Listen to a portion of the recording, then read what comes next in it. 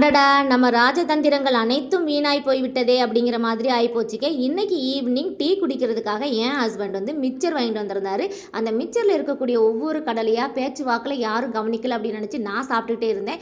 ஏன் இப்போ சின்ன பையன் இப்படியே கவனிச்சுட்டு அம்மா கொடுங்க, இப்படியே நீங்கள் சாப்பிட்டுட்டு இருந்தீங்கன்னா மிக்சரில் ஒரு கடலையெல்லாம் முடிச்சு விட்ருவீங்க அப்படின்னு சொல்லி பிடிங்கிட்டு போயிட்டாங்க. என்னமோ தெரில, நான் சின்ன பிள்ளையிலேருந்து இந்த பழக்கம் எனக்கிட்டே இருக்குங்க. உங்ககிட்ட யாருக்கா இருந்தால் மறக்காமல் சொல்லுங்கள். இங்கே மிக்சரில் இருக்கக்கூடிய ஒவ்வொரு கடலையாக தேடி பிடிச்சி பொறுமையாக சாப்பிடுதுங்க. அதில் பொறுமை பார்த்திங்கன்னா ரொம்ப முக்கியமானதுங்க.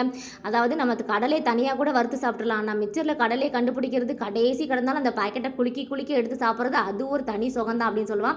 இந்த பழக்கம் உங்களுக்கு யாருக்கும் இருந்தால் சொல்லுங்கள். என் இனம் யாராவது இருந்தால் நான் தெரிஞ்சுக்கிறேன். ஸ்கூல் ஓப்பன் ஆகிறதுக்கு முன்னாடியே எல்லா வேலையும் முடிச்சு வச்சிடணும். நைட்டு நல்லா ஃப்ரீயாக தூங்கணும் அப்படின்னு நினச்சிட்டு இருப்போம். ஆனால் என்னென்னா கடைசி நாளைக்கு தான் ஸ்கூல் ஓப்பன் ஆகுது அப்படின்னு சொன்னால் இன்றைக்கி நைட்டு உட்காந்து தான் அறக்க பறக்க 10 மணி வரைக்கும் வேலை பார்த்துட்டு இருப்போம். அதே மாதிரி தான் என்னோட பசங்களுக்கு ஸ்கூல் புக்கு அட்டை போடுற வேலை இருந்து போச்சுங்க.